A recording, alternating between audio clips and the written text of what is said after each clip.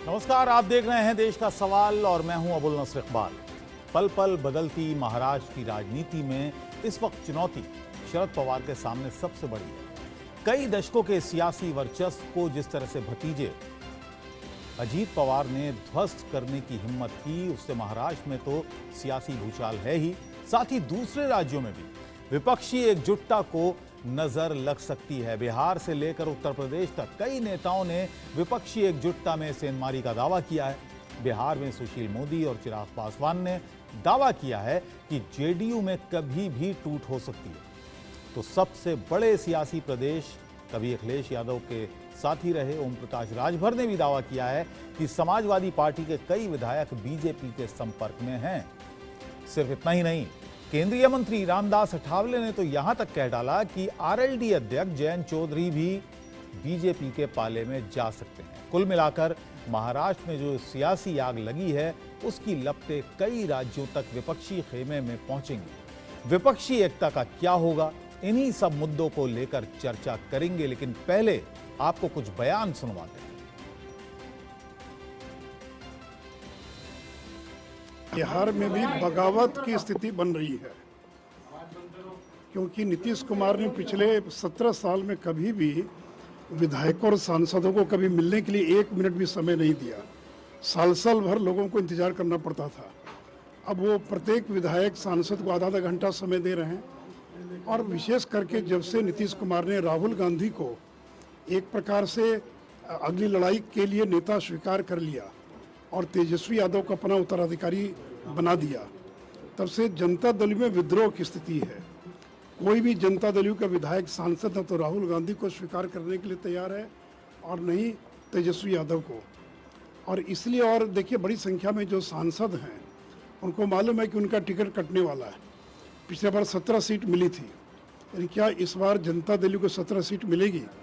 और इसलिए, और आज की स्थिति में 8-10 से ज़्यादा सीट मिलने की कोई गुंजाइश नहीं है। तो जो सांसद हैं उनको भी लगता है कि पता नहीं उनका भविष्य क्या होगा। फिर नीतीश कुमार के बाद जनता दल का कोई भविष्य नहीं है। सारे लोग अपना भविष्य अंधकार में देख रहे हैं और इसलिए एक भागदड़ की स्थिति है। वो जो सांसद है, विधायक है, दूसरे दलों से संपर्क कर रहे हैं। तो इसलिए हम लोगों ने कहा कि भागदड़ की स्थिति है। आज उनके विधायक 2020 का चुनाव उस वक्त की महागठबंधन के सामने जीत के आए हैं, उनके प्रत्याशियों के सामने जीत के आए हैं। उनके सांसद 2019 का चुनाव जो जीते हैं वो उस वक्त की महागठबंधन के प्रत्याशियों के सामने जीते हैं। पर आज जब दोनों दल एक हैं और एक ही लोकसभा की सीट, एक ही विधानसभा की सीट पे कई दावेदार और मौजूद हैं, तो यकीनन अपने भविष्य को लेकर चिंता है उनके पार्टी के विधायकों में, नेताओं में, उनके सांसदों में।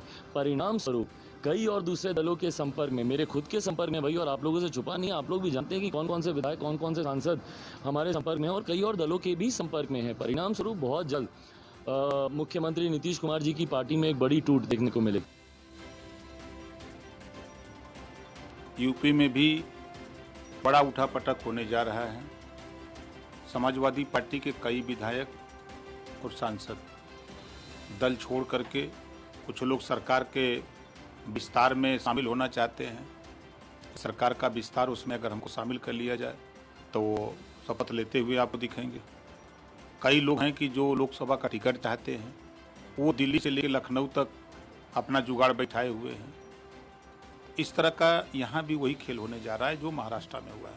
कौन लोग एक है, जैसे सत्र नहीं बदल सकता है और लक्ष्य भी नहीं बदल सकता कि हम सब लोग मिलकर के बीजेपी को हटाना चाहते हैं। अध्यक्ष को बुलाई, कोई बात अभी कहने के लिए नहीं है, अभी कोई बात इस तरह की नहीं है। लेकिन जब आप दिल्ली की सरकार में बीजेपी को हटाना चाहते हैं तो उसके लिए रास्ता तो निकालना ही पड़ेगा।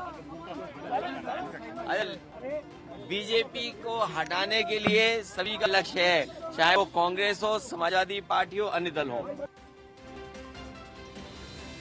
तो अब सवाल यही है कि क्या संक्रमण होगा, जो कुछ महाराष्ट्र में हो रहा है, क्या उसका असर और राज्यों में भी पड़ेगा? आपको ग्राफिक्स के जरिए समझाते हैं और जो कयास लगाए जा रहे हैं उन पर भी हम चर्चा करेंगे कि क्या क्या कयास लगाए जा रहे हैं। चलती हुई सरकार में आखिर अजीत पवार की क्या ज़रूरत पड़ गई, अजीत पवार के विधायकों की क्या ज़रूरत पड़ गई, इस पर भी हम चर्चा आपको बताएंगे कि किस तरीके से सरकार में शामिल अजीत पवार हुए और क्यों हुए, इसके आने वाले वक्त में क्या नतीजे देखने को मिलेंगे, क्या परिणाम इसके देखने को मिलेंगे, इन तमाम मुद्दे भी हम चर्चा भी करेंगे और आपको बताएंगे कि भी इसकी वजह क्या है, क्योंकि कयास बहुत सारे लग रहे हैं। क्या 2024 ही इसकी एक खास वजह है, 2024 का चुनाव के मद्देनज़र, या एक वजह और हो सकती है कि जो 16 विधायक जिन पर डिस्क्वालिफिकेशन की तलवार लटकी हुई है, शिंदे गुट के और एकनाथ शिंदे भी उसमें शामिल हैं, क्या अगर वो डिस्क्वालीफाई हो जाते हैं तो उसके मद्देनज़र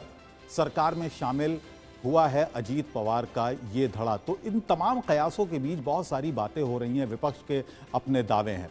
भले ही इस वक्त एनसीपी में बगावत करने वाले अजीत पवार ने बड़ा खेल कर दिया हो, लेकिन खेल अभी बाकी है। दरअसल भले ही अजीत पवार 40 विधायकों के समर्थन का दावा कर रहे हों, लेकिन जब तक 40 विधायक अजीत पवार के साथ खड़े नहीं दिखाई दिए जाते, तब तक कुछ भी नहीं कहा जा सकता। इस बीच जो खबर है उसके मुताबिक किस खेमे में कितने विधायक हैं, इसे जरा आप समझिए। किस खेमे में कितने विधायक हैं ये हम आपको बताते हैं। अभी तक का जो आंकड़ा है और जो दावे हैं दोनों हम आपको बताएंगे। अजीत पवार की जो ताकत है, 8 विधायक जो मंत्री बने हैं वो अभी तक उनके खेमे में है। 15 विधायक जिन्होंने समर्थन जताया है, यानी 8 वो विधायक हैं जो उनके खेमे में हैं, एक वो खुद हैं 9 और 15 और, तो ये टोटल उनकी अभी तक ताकत है। शरद पवार की जो ताकत है वो समझिए 14 विधायक जिन्होंने उन्हें समर्थन जताया है, जिनसे लगातार उनकी पार्टी के नेता और शरद पवार खुद संपर्क में हैं, वो 14 विधायक हैं। अब रही बात 15 विधायकों, उन 15 विधायकों पर सस्पेंस अभी बरकरार है। वो 15 विधायक कहां जाएंगे, उनकी रणनीति क्या है, ये अभी तक कुछ भी साफ नहीं है। तो सारा दारोमदार इन 15 विधायकों पर टिका हुआ है कि वो अजीत पवार की तरफ जाएंगे या शरद पवार की तरफ ही वो रुख करेंगे। तो अभी तक कुछ भी साफ नहीं है। हालांकि दावा जो अजीत पवार कर रहे हैं वो काफ़ी बड़े बड़े दावे कर रहे हैं। पहले उन्होंने दावा किया था कि 30 विधायक उनके साथ हैं, उसके बाद उनका दावा आया कि लगभग 40 विधायक उनके साथ हैं, और अब वो और उनके समर्थक ये दावा कर रहे हैं कि अब पूरी पार्टी ही हमारे साथ हैं, पूरी पार्टी के जो विधायक हैं वो भी हमारे साथ हैं और जो सांसद हैं वो भी पार्टी के साथ हैं। अब सवाल जो उठ रहा है, देश का सवाल में भी हम यही सवाल उठा रहे हैं, इन तमाम कयासों के बीच जो हम सवाल उठा रहे हैं कि क्या ये शरद पवार का कोई डबल गेम है, क्या शरद पवार कोई डबल गेम खेल रहे हैं, क्या महाराष्ट्र की सियासत में अभी कुछ और बड़ा होने वाला है, क्या बिहार और उत्तर प्रदेश में बगावत होने की आशंका है, जैसा कि दावे हैं। सुशील मोदी का बयान हमने आपको सुनवाया, इसके अलावा ओम प्रकाश राजभर का भी उत्तर प्रदेश के नेता हैं, उनका बयान भी हमने आपको सुनवाया। तो क्या इसका संक्रमण हो सकता है बिहार और उत्तर प्रदेश में जो कुछ महाराष्ट्र में हुआ है, और क्या बीजेपी विपक्षी एकता को तोड़ने में कामयाब हो चुकी है, ये सबसे बड़ा सवाल है। हमारे साथ खास मेहमान हैं, शिवम त्यागी जी हमारे साथ हैं, प्रवक्ता हैं भारतीय जनता पार्टी के। सुभाषिनी यादव हमारे साथ हैं, प्रवक्ता हैं कांग्रेस की। एडवोकेट संजीव नासियार हमारे साथ हैं, प्रवक्ता हैं आम आदमी पार्टी। इम्तियाज़ अहमद अंसारी सचिव हैं बिहार जेडीयू के। डॉक्टर सीमा मलिक हैं, प्रवक्ता हैं एनसीपी की। संजय द्विवेदी प्रवक्ता हैं शिवसेना उद्धव ठाकरे गुट के। तो तमाम मेहमानों का आप सभी का स्वागत है। शिवम त्यागी जी, लगातार ये आरोप अब शरद पवार की तरफ से भी लग रहे हैं, उससे पहले भी कांग्रेस पार्टी भी लगाती रही है, पूरा विपक्ष ये आरोप लगाता रहा है कि पहले मध्य प्रदेश, फिर सरकार बनी हुई, सरकार गिराई गई महाराष्ट्र में, और अब विपक्ष पर निशानेबाजी बीजेपी की तरफ से।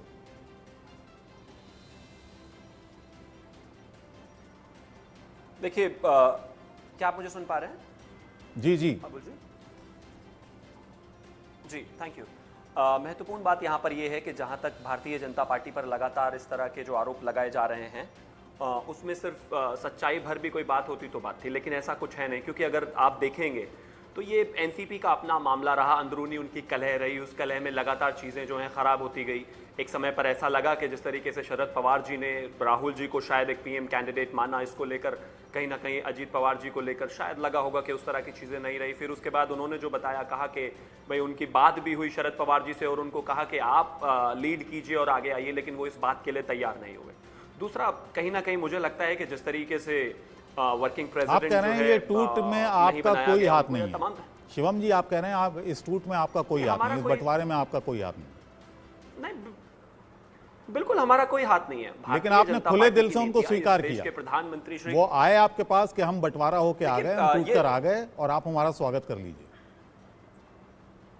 लोकतंत्र का अर्थ ये होता है, 1970 में इस देश की जनता जो है, पूरा भारत जो है एक तरीके से कांग्रेस के साथ लगातार रहा। 2023 में इस देश की जनता जो है कमोबेश भारतीय जनता पार्टी के साथ है। नेता उसी जनता से निकल कर आते हैं, तो अगर वो विकासवादी राजनीति के साथ आना चाहते हैं, जुड़ना चाहते हैं, तो इसमें भारतीय जनता पार्टी या किसी और पार्टी को भी क्या हर्ज होगा? मुझे ऐसा नहीं लगता।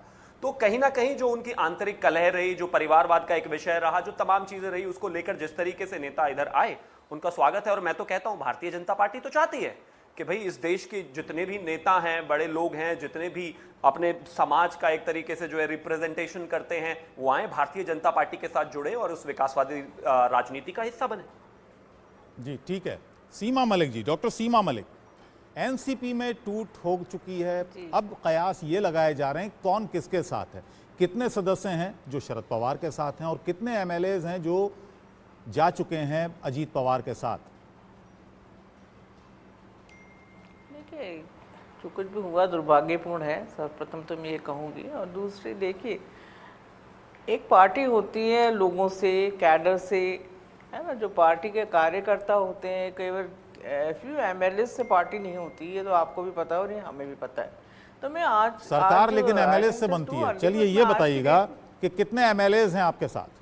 जी देखिए, ये कोई भी अभी शायद मेरे ख्याल से बहुत जल्दी है ये बताना। और पहले तो जो लोग गए हैं वो बताएं कि कितने एमएलएज हैं उनके साथ। और I think they have to give the floor test and उनको प्रूव करना है कि उनको एंटी डिफेक्शन लॉ में वो आते हैं या नहीं आते हैं। बहुत चीज़ें हैं जो उनको करनी पड़ेगी। तो ना हमें ये बताना पहले कि हमारे साथ कितने एमएलए। हमारे साथ बहुत सारे एमएलएज कॉन्ट्रैक्ट में हैं और आप देखिए अभी क्या रहता है। मेरे ख्याल से शायद ये थोड़ा जल्दी होगा बोलना, पर मैं ये बात बड़े कॉन्फिडेंस से आपको कह सकती हूँ कि आज जितने भी हमारे पार्टी के लोग हैं, जितने कार्यकर्ता हैं, जो ऑफिस बेयरर्स हैं, whether it is a women's wing और इट इज़ स्टूडेंट्स और यूथ एंड युवती एंड जितने भी लाइक डिस्ट्रिक्ट कांग्रेस का रिएक्शन ले लेते हैं। सुभाषिनी यादव, वो हम लोग सब बहुत मजबूती से माननीय श्री शरद पवार जी के साथ खड़े हुए। ठीक है, सुभाषिनी यादव कांग्रेस की प्रवक्ता हैं, उनसे ले लेते हैं उनका जो स्टैंड। बहुत कॉन्फिडेंस से ये बात कह सकती हूँ।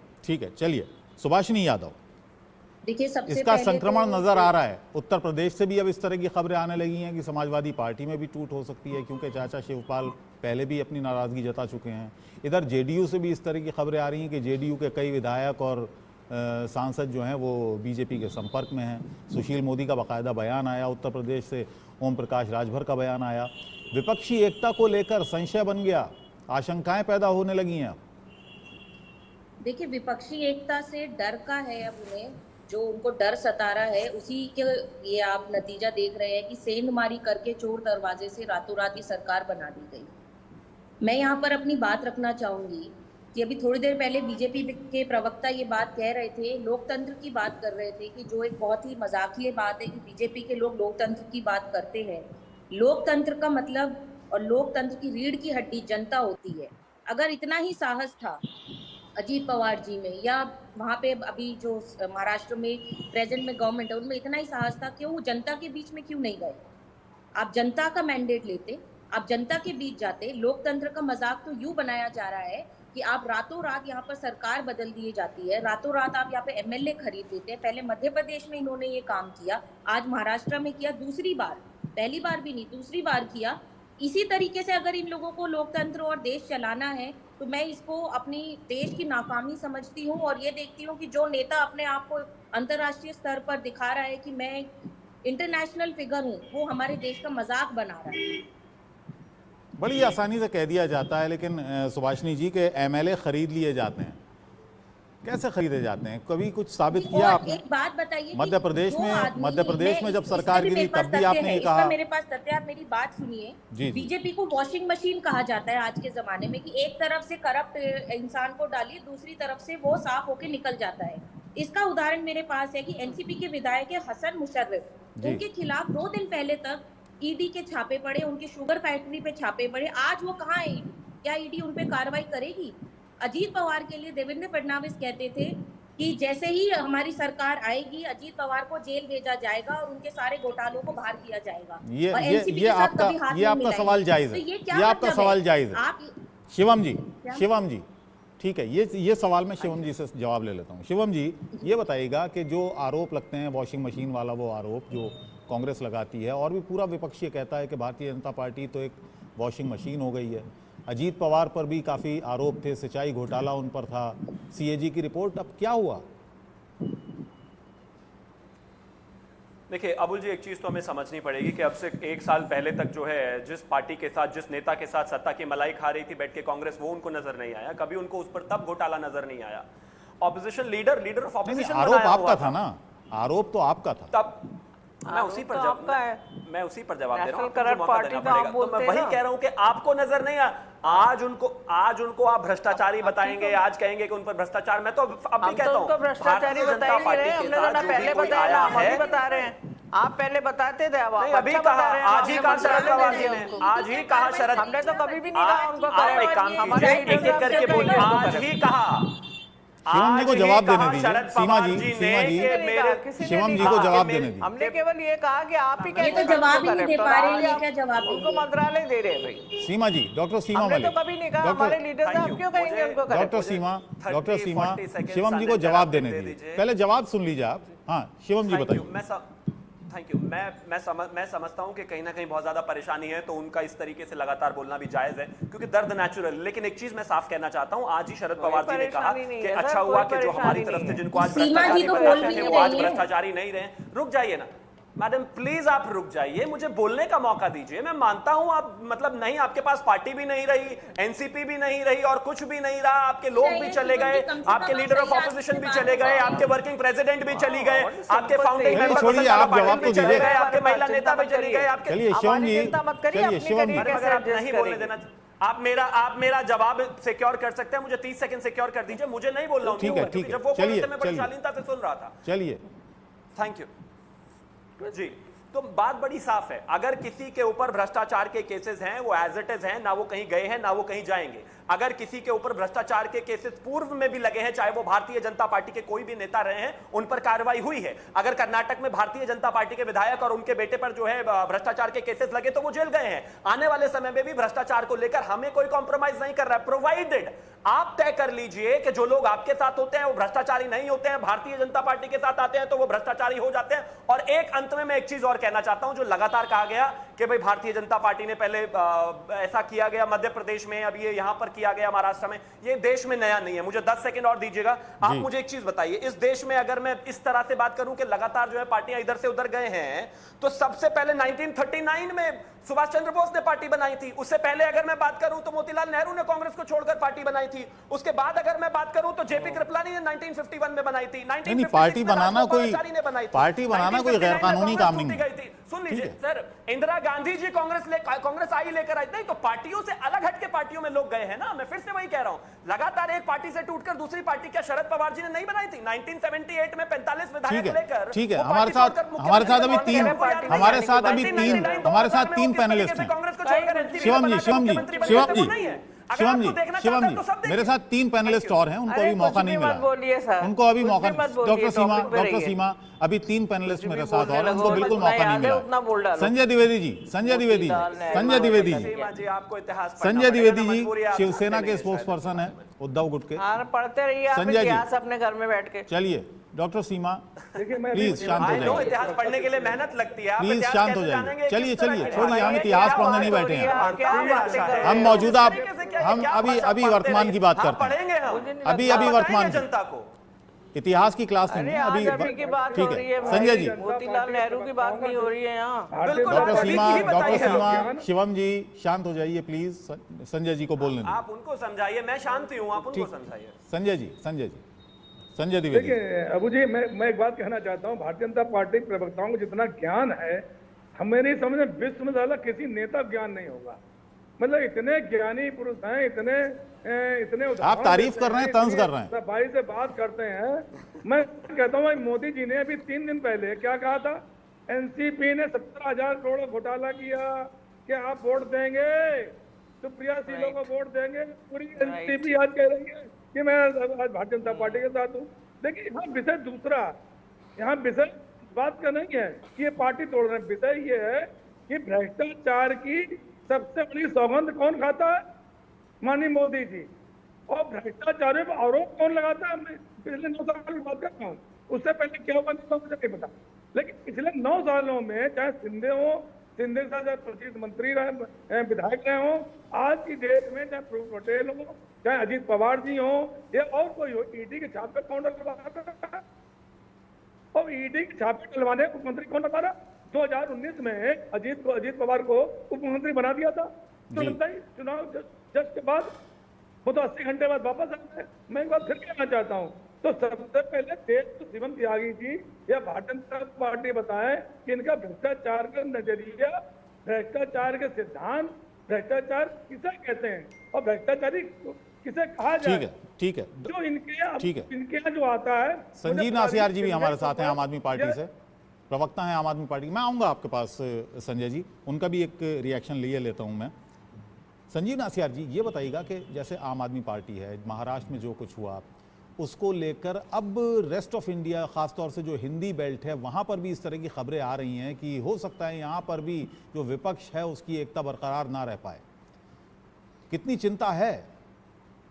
देखिए इकबाल जी, हम एक लोकतांत्रिक देश में रह रहे हैं, यहाँ संघीय ढांचा है, लेकिन देश के प्रधानमंत्री पब्लिक मीटिंग में ये कहते हैं कि भ्रष्टाचार खत्म करने की मैं गारंटी हूँ, और वो गारंटी 2 दिन बाद सब जनता के सामने आती है कि जितने भ्रष्टाचारी एनसीपी में थे, जिन पे सीधे सीधे भारतीय जनता पार्टी का आरोप था, उनको वो अपनी पार्टी में शामिल करते हैं, मुख्यमंत्री बना, डिप्टी चीफ मिनिस्टर बनाते हैं, इसके अलावा मंत्री बनाते हैं।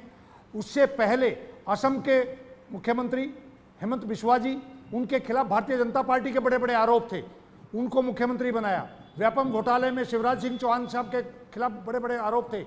ये एक ऐसी पार्टी है जिसके राष्ट्रीय अध्यक्ष कैमरे के सामने रिश्वत लेते हुए पकड़े गए थे।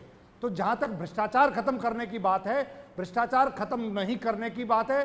देश के प्रधानमंत्री सीधा सीधा इस चीज को नेतृत्व कर रहे हैं और देश के लोकतंत्र को कमजोर कर रहे हैं, और देश के लोकतंत्र बचाने की लड़ाई है। इम्तियाज साहब, और कहीं ना कहीं इस लोकतंत्र बचाने की लड़ाई में सारे विरोधी दल जैसे ही पटना में इकट्ठे हुए, वैसे ही इनकी बौखलाहट बढ़ गई है। जी, पटना का ही तो सारा खेल हुआ, क्योंकि खबर आ रही है कि पटना में शरद पवार के जाने से वहां पर बहुत सारे एनसीपी के नेता नाराज हो गए थे। अजीत पवार भी नहीं चाहते थे कि इस विपक्षी एकता का हिस्सा बने शरद वो पवार। ईडी का डर था इकबाल जी, वो ईडी का डर था। आज ईडी ने ज्यादा नेता जेल में नहीं भेजे हैं, उन्होंने भारतीय जनता पार्टी में भेजे हैं। ये ईडी के डर से गए हैं सब लोग। चलिए, ऑपरेशन ईडी, कई लोगों ने कहा है कि ऑपरेशन ईडी के डर से। मैं आऊँगा शिवम जी आपके पास। इम्तियाज साहब का ज़रा मैं रिएक्शन ले लूँ। इम्तियाज साहब ये बताइएगा, जेडीयू के सचिव हैं, इम्तियाज साहब ये बताइएगा, अभी सुशील मोदी का हम बयान सुन रहे थे, उसमें उन्होंने कहा कि भगदड़ मची हुई है, जेडीयू में भगदड़ मची हुई है, बहुत सारे नेता हैं जो बीजेपी से संपर्क में हैं, जेडीयू के बहुत सारे एमएलएज हैं, बहुत सारे एमपीज हैं। देखिए, बिहार की भाजपा की राजनीति में सुशील कुमार मोदी जी का कोई सीरियस हम लोग नहीं लेते, और ना वो कोई सीरियस आदमी है। अभी अमित शाह जी का कार्यक्रम था लखीसराय में, अमित शाह जी जो नाम पढ़ रहे थे नेताओं का, उसमें सुशील कुमार मोदी का उन्होंने नाम भी नहीं लिया। किनारे गए थे कि नहीं गए थे, शायद किनारे कहीं। अब वो उनका मामला है, उनकी पार्टी का मामला है, उसमें आप क्यों पढ़ रहे हैं? नहीं, इस तरह का प्रवचन, वो नाम लें ना लें वो छोड़िए ना। सुशील कुमार मोदी जी का कोई सीरियस व्यक्ति नहीं है, ना कोई गंभीर व्यक्ति है, और उनका वो अपना भाजपा में अपनी राजनीतिक जगह बनाने के लिए इस तरह का बयान देते रहते। देखिए, बीजेपी जिस तरह का घटना कर रही है महाराष्ट्र में, इससे पहले मध्य प्रदेश में भी की, तो ये पटना में जो विपक्ष की एकता की जो बैठक हुई है, जो माननीय नेता नीतीश कुमार जी ने जो विपक्ष की एकता के लिए अटूट जो ऐतिहासिक कार्य किया है, तो भाजपा पूरी तरह से बौखलाई हुई। तो उस बौखलाहट का नतीजा है कि वो इस तरह का षड्यंत्र कर रही है। लेकिन अंतोगत्वा 2024 में चुनाव होना है और चुनाव में जनता ही फैसला करेगी इस तरह का षड्यंत्र और षड्यंत्र। देखिए, भाजपा का दो चेहरा, एक चेहरा सदैव अटल बिहारी वाजपेयी जी का चेहरा था, जो अपने सहयोगियों को आदर और सम्मान, अपने सहयोगियों को विश्वास में साथ लेकर के चलते थे। लेकिन दूसरा चेहरा मोदी जी का, अमित शाह जी का जो है, वो अपने सहयोगी को निकलने का, अपने सहयोगी के साथ छल करने का, अपने सहयोगी का कद छोटा करने का, ये इनका चरित्र है। और इस तरह का चरित्र इनका देखने में आया। मध्य प्रदेश में भी देखिए इन्होंने पहले किया था, 2-3 महीने में। अच्छा, एक चीज बताइएगा इम्तियाज साहब, बल्कि मेरा सभी से ये सवाल है, जब इस तरह का बंटवारा हो जाता है, इस तरह की टूट हो जाती है, तो आप कहते हैं कि ये सरकार की तरफ से भारतीय जनता पार्टी का षड्यंत्र हो गया, खड़यंत्र हो गया। लेकिन एक सच्चाई ये भी है ना कि आप अपनी पार्टी को संभाल के नहीं रख पाए, आप अपने सदस्यों को संभाल कर नहीं रख पाए। इस बारे में भी कभी गौर किया है? पूरी तरह से देखिए, जिस तरह से हमारे जनता दल यू के तो कोई नेता, हमारे जनता दल यू के तो कोई नेता का किसी तरह का कोई बयान नहीं आया, ना भाजपा के कोई संपर्क पे, ना संपर्क होने वाला में जाने वाला। क्योंकि 2020 के चुनाव में जो भी माननीय विधायक जीत के आए, उनको पता है कि भाजपा सहयोग के साथ चुनाव लड़ने के साथ साथ किस तरह का उनको हराने का षड्यंत्र किया, उसके बाद बावजूद वो जीत करके आए। तो उनको भाजपा का चरित्र पता है, तो हमारे कोई विधायक भाजपा के साथ जाने वाले नहीं है। एक बात। दूसरी बात कि देखिए, जिस तरह अभी कुछ दिन पहले अभी कई साथी प्रवक्ता भी पैनलिस्ट बोल रहे थे, प्रधानमंत्री ने खुले मन से भाषण दिया था कि एनसीपी के नेता 7,000 करोड़ के भ्रष्टाचार में लिप्त हैं, और 2-3 दिन के बाद किस तरह का षड्यंत्र कर करके वहां सरकार बनाए। तो एकनाथ शिंदे का के समेत 16 विधायक क्वालिफाई होने वाले हैं। शिवम जी, तमाम षड्यंत्र। लेकिन अंतोगत्वा चुनाव होना है। और देखिए, महाराष्ट्र में अभी म्युनिसिपल कॉर्पोरेशन की, मुंबई म्युनिसिपल कॉर्पोरेशन की चुनाव को भाजपा सरकार नहीं करा रही है, डर रही है। क्यों? तो चुनाव में जाएगी, उनका कहानी साफ हो ठीक है। आरोप जो है, चलिए मैं ले लेता हूं, जवाब ले लेता हूं। भारतीय जनता पार्टी के प्रवक्ता हमारे साथ हैं,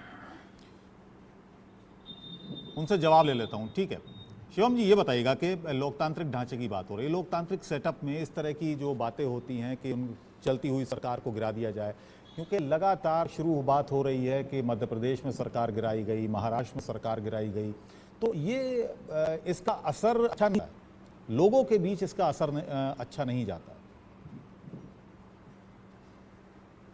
सरकार गिराई नहीं, सरकार गिरी। सरकार चला नहीं पाए, सरकार चला पाने में असमर्थ रहे लोग। सरकार चला सकते थे लेकिन नहीं चला पाए। परिवारवाद इतना हावी रहा कि अपने आप ही पार्टी तोड़ने पर नेता मजबूर हो गए। परिवारवाद इतना हावी रहा कि आप अपनी जो नजरें हैं उनमें विजडम जो है वो नहीं ला पाए। कहीं ना कहीं लगातार आपकी पार्टी टूटती गई। आप मुझे एक चीज बताइए, अगर आप चाहते तो चला सकते थे, अगर आप चाहते तो चीजों को मैनेज कर सकते थे। ऐसा तो नहीं है कि एक दिन में शायद हुआ होगा, ऐसा तो नहीं है कि इससे पहले तमाम तरह की दिक्कतें तो नहीं रही, ऐसा तो नहीं है कि जो भी नेता बाहर निकल कर आए उन्होंने पार्टी के बारे में खुलकर बोला कि वो किस तरीके से व्यवहार करते हैं। और खास तौर पर जो ये बार बार जेडीयू के प्रवक्ता मुझसे पहले बोल रहे थे, उन्होंने कहा कि जिस तरीके से तमाम तरह की चीजें हुई, लोकतंत्र का हनन हो रहा है। आप वही पार्टी हैं जो सबसे ज्यादा कम सीटें होने के बाद भी तमाम इधर से उधर आप लगातार जाते रहे। और इसी महाराष्ट्र में हुआ था जब भारतीय जनता पार्टी जो है शिवसेना के साथ अलायंस करके सबसे ज्यादा सीटें लेकर आई थी, तो क्या हुआ था ये सब आपने देखा। तब यहां पर लोकतंत्र की बात नहीं थी, तब यहां पर लोकतंत्र का हनन नहीं हो रहा था। आप सब मिलकर चुनाव लड़ना चाहते थे, आपका स्वागत है, आपने मीटिंग की तो सब बेहतर था, ना कोई भ्रष्टाचारी था, ना कोई घोटालेबाज था, सब बहुत ईमानदार थे। लेकिन एक सेक्शन जो है आपका टूटकर भारतीय जनता पार्टी और भारतीय जनता पार्टी के प्रधानमंत्री के साथ विकासवादी राजनीति में अगर आ गया तो सब उसके साथ भ्रष्टाचारी हो गए। बात नहीं आ गया नहीं, वो तो आरोप लगा। यहां पर लड़ेंगे, लड़िए, बिल्कुल नहीं, आरोप वो लगा सकते हैं। लेकिन क्या आप मुझे एक चीज बताइए, अगर आपके परिवार की जो लड़ाई है वो सड़क पर जाएगी और आपके परिवार का एक हिस्सा टूटकर जो है वो किसी और के साथ जाता है या किसी और विचारधारा के साथ जुड़ता है, आपकी कोई जिम्मेदारी है कि नहीं? ये आप आरोप देखिए, सीधा सीधा देश के आम आदमी प्रधानमंत्री ने पार्टी अभी के 2 दिन पहले लगाया, नहीं लगाया? आप ये बताइए। आम आदमी पार्टी अभी भी कह रहे हैं हम आप ये मना कर बताइए ही ना, नहीं रहे। सीधा सीधा आरोप भ्रष्टाचारियों को लगाते बख्शा हैं देश नहीं के जाएगा। प्रधानमंत्री, भारतीय आम जनता आदमी पार्टी आरोप लगाती एक है, पार्टी और जिसके 2 दिन दो बाद उनको अपनी मंत्री पार्टी में शामिल अभी भी करके भ्रष्टाचार में चीफ जेल मिनिस्टर पर है, वो बनाते हैं। भ्रष्टाचार ये पर कैसा बात कर लोकतंत्र रहे हैं। मजबूत कर रहे हैं जिनके आप? दो कैसा मंत्री भ्रष्टाचार जेल में, खत्म वो कर भी रहे हैं आप? भ्रष्टाचार की बात ये कर देश रहे की हैं। जनता कमाल की- जानना चाहती आप है। भ्रष्टाचार और पर किसी जो को कुछ कह आपसे सकते हैं झुकता क्या? नहीं है, जो नहीं, आपसे आप किसी टूटता नहीं भ्रष्टाचारी है, पर उनको कोई आप जवाब जेल दे में भेज सकते रहे हैं क्या? हैं, उनके खिलाफ आप आपके झूठे केस मंत्री- बना रहे हैं। अच्छा, आपसे जो डरता तो नहीं कोर्ट से बेल है, जो क्यों नहीं ले आपसे आते आप? घबराता नहीं है, कोर्ट से बेल उनको क्यों आप नहीं जेल ले में आते भेज आप? रहे हैं। कोर्ट से बेल आप क्यों ये नहीं ले आते बताइए आप? कि आपने कोर्ट से सीधा बेल सीधा क्यों नहीं आरोप ले लगाया। आते? 2 दिन पहले जेल आरोप में लगाया। सरकारें नहीं उनको भेजती, अपनी जेल पार्टी में में कोर्ट शामिल भेजता करके है। उनकी पार्टी टूटी है। जेल में तो सरकारें आपने नहीं उनका भेजती, स्वागत जेल कैसे में किया? कोर्ट भेजता इसका है। मतलब कोर्ट आप ऐसे ही भ्रष्टाचारियों को पार्टी जेल भेजता कहीं रहेगा ना आगे कहीं भी। आज भारतीय 1, जनता 2, पार्टी 3 जितने भी आपके देश की मंत्री गए हैं, सबसे आगे भी भ्रष्ट जाएंगे पार्टी अगर बन गई है। भ्रष्टाचार करोगे। सारे देश का भ्रष्टाचारियों पैसा को खाओगे तो आप जेल अपनी जाओगे। पार्टी में शामिल करके आप ये बिल्कुल है, चाहते आपके हैं पास सारे कि देश की भ्रष्टाचारी। जनता आपका 2 तो वेलकम मंत्री हैं करेगी। आपके। 2024 हर छठे में महीने तो देखना आपको मंत्रियों को बदलना 2024 में पड़ता है जनता क्योंकि आप बताएगी जेल चले जाते हैं। बताइए क्या करें? हाँ, जनता बिल्कुल बताएगी, लेकिन आपका तो एक ही बिल्कुल सांसद है, क्या बताएगी। बताएगी? आप क्या करेंगे बताइए आप ना। ये बताइए कि क्या आपने बताएगी? जिन पे आरोप लगाया, जनता ने बता दूसरों दिया, का आगे भी बताएगी छोड़िए, जनता। जिन पे आपने आरोप लगाया भ्रष्टाचार उनको अपनी पार्टी अभी भी। में आप बड़े बड़े पदाधिकारी बना रहे हैं। 2 स्टेटों के मुख्यमंत्री बना दिए, उप मुख्यमंत्री बना दिया, मंत्री जिन बना दिए। लोगों के आपने आरोप पार्टी लगाए थे, में क्या वो मंत्री आरोप रहे झूठे 9 थे? साल, जो जेल मंत्री है वो CBI जेल क्या से उन पे ही रेड रेल करेगी? मंत्रालय चला रहा था CBI 9 उनको महीने। अरेस्ट करेगी? वो भ्रष्टाचार पर सवाल जवाब कर रहे देश हैं, की कमाल की जनता बात ये है। जानना चाहती है ईडी बिल्कुल सीबीआई जांच अब करेगी, उन पे ईडी कार्रवाई सीबीआई आगे भी करेगी। ठीक है, ठीक है, शांत बिल्कुल रहिए। करेगी, आगे भी करेगी। शिवम जी, आगे शिवम भी जी, करेगी, भाई, शिवम जी तैयार आऊंगा। रहिए। सुभाषनी जी, ये बताइएगा, ये कहा जा रहा है, सूत्रों के हवाले से बहुत सारी खबरें आ रही हैं, हालांकि उनमें से एक बात ये भी है कि बहुत सारे ऐसे नेता थे एनसीपी के, बहुत सारे एमएलए ऐसे थे जो राहुल गांधी के नाम पर सहमत नहीं थे। विपक्षी एकता के बारे में तो सहमत थे कि विपक्षी एकता होनी चाहिए, लेकिन शरद पवार क्योंकि बार बार, हालांकि घोषित तो अभी कोई चेहरा नहीं हुआ है प्रधानमंत्री का विपक्ष का, लेकिन जिस तरह से शरद पवार बार बार राहुल गांधी को आगे करने की कोशिश कर रहे थे एक बड़ी पार्टी होने के नाते, उसको पसंद नहीं किया जा रहा था। ये एक खबर निकल कर आ रही है इस टूट की वजह के पीछे। सबसे पहले तो मैं ये कहना चाहूंगी कि क्या ऐसी घोषणा हो चुकी है कि नहीं, मैंने पहले ही कहा, मैंने इसीलिए कहा कि नहीं, अभी तो घोषणा ये नहीं हुई पहले है। से अंदाजा लगा लेना, तो ऐसा ही कुछ था तो क्यों एनसीपी उस मीटिंग में गई? क्यों प्रफुल्ल पटेल वहां पर खुफिया तौर पर घुसकर मीटिंग की सारी जानकारी लेकर ये खेल खेला गया? देखिए, ये एक अनैतिक और एक ऐसी ख्याली पुलाव है, इसके ऊपर अभी कोई टिप्पणी करने का फायदा नहीं है। ये जो मैंने अपनी पहले बात की, मैं उसको फिर दोहराना चाहूंगी कि यहाँ पर जो बीजेपी के प्रवक्ता है वो परिवारवाद और इन सब की बात करे, तो क्या उन्होंने परिवारवाद फिर अपना लिया है? वो इस तरह की बातें यहाँ पर टिप्पणी करें अपने कर्मों को छुपाने के लिए। जो करप्शन फ्री लोग हैं, जो जिनका मैंने नाम लिया, उनका जवाब क्यों नहीं देते हैं? क्या वो अजीत पवार और हसन साहब पर कार्रवाई करेंगे? क्या वो करप्शन फ्री हो गए हैं?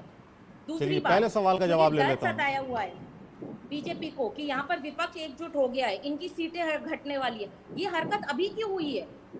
राहुल जी जनता के बीच में जाते हैं, राहुल जी हमारे नेता हैं, उन्होंने भारत जोड़ो यात्रा निकालने का काम किया, वो जनता के बीच में गए, उनको संसद से बाहर कर दिया गया, डिस्क्वालीफाई कर दिया गया, किसी भी आधार पर, मतलब कुछ भी बात कर कर कि भाई आपने एक ऐसे इंसान का अपमान किया जो समुदाय से आता भी नहीं था। ये यहाँ पर लोग, चलिए सवाल का जवाब ले लेता हूँ। शिवम जी ये बताइए, क्या अब अजीत पवार भतीजे नहीं रहे शरद पवार के? वो कह रही है कि पूछिए ना, क्या परिवारवाद खत्म हो नहीं है गया? क्या? बिल्कुल, आप परिवारवाद का ढांचा लेकर चल रहे हैं। अभी आप उसका जवाब प्लीज रोक दीजिए, मेरे समय में तो कम से कम मुझे बोलने दीजिए इकबाल जी। आप उनको कहिए ना, ठीक है, क्या मैं नहीं सुभाषनी जी अब उनको जवाब देने दीजिए। ठीक है, आप उनसे बुलवा लीजिए। आप जितना टाइम दूसरों का सिक्योर करते हैं, मेरी आपसे गुजारिश है, मेरा भी उतना ही टाइम सबसे ज्यादा वक्त मैंने आपको दिया था। मैं साफ कहता हूं, आज सबसे ज्यादा मैंने आपको वक्त देना दिया। पड़ेगा, आरोप क्योंकि मत सबके सवाल लगाइए।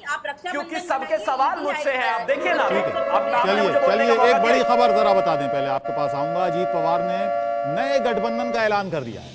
गठबंधन का नाम होगा महायुति। असली एनसीपी हम हैं, ये अजीत पवार ने अभी थोड़ी देर पहले कहा।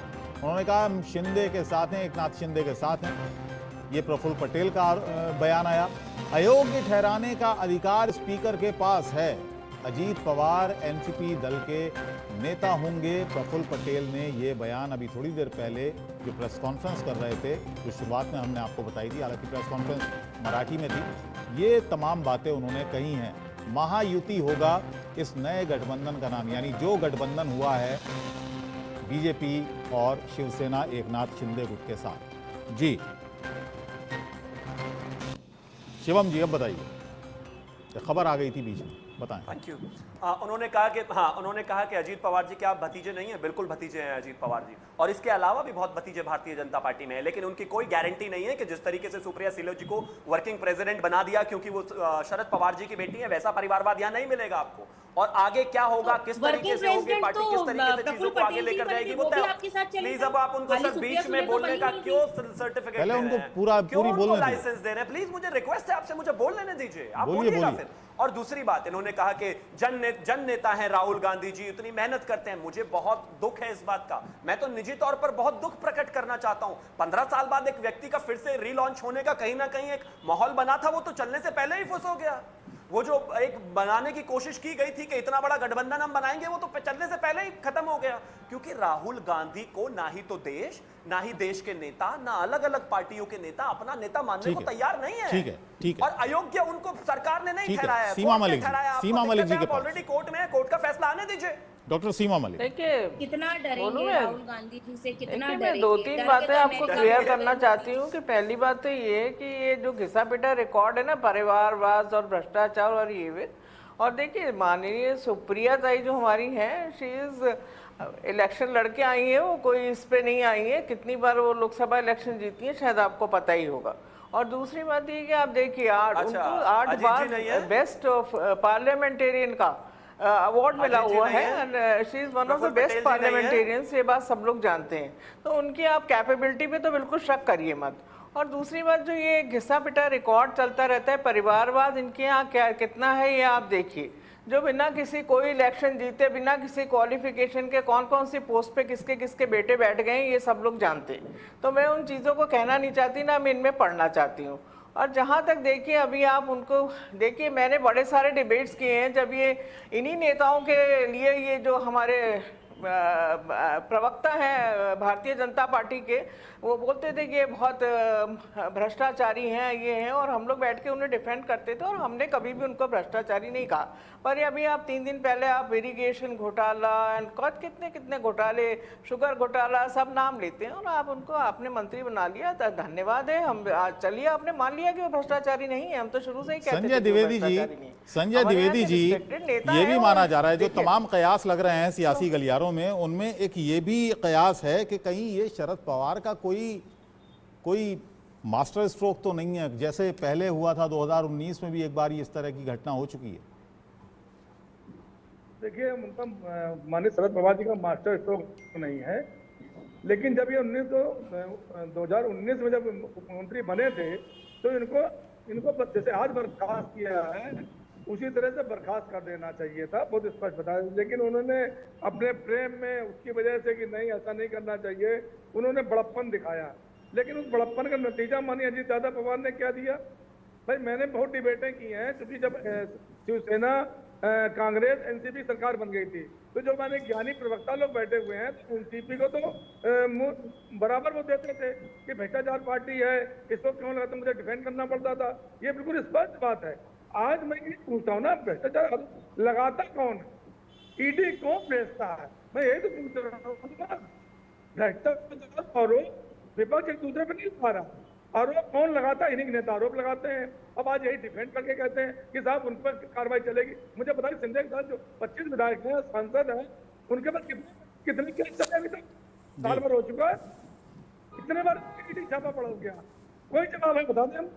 देखिए, दिखाने के दांत दूसरे होते हैं और खाने के दूसरे होते हैं, लेकिन ये हम तो जनता से मांग रहे हैं कि अगर हमारा ये डिबेट देख रही है, डिबेट देखती हूँ जनता, तो ये देखे। इम्तियाज साहब, इससे असर तो पड़ा, जो एक मनोबल है, जो विपक्षी एकता को लेकर जो मनोबल रहा था, उस पर तो असर पड़ेगा डेफिनेटली। कोई असर नहीं पड़ा है, मैं यहाँ पर बोलना चाहूंगी, इस पर विपक्षी एकता पर कोई असर नहीं पड़ा है। आज जी, पहले संजय जी को बात पूरी करने दीजिए। सुभाषनी जी, कर्नाटक में क्या हुआ? इन्होंने तोड़फोड़ सरकार बना ली। आज की जनता ने इतना जबरदस्त मैंडेट दिया, 135 सीटें देके, कि शायद किसी को विश्वास नहीं था। चलिए आप हमारे साथ बने रहिए।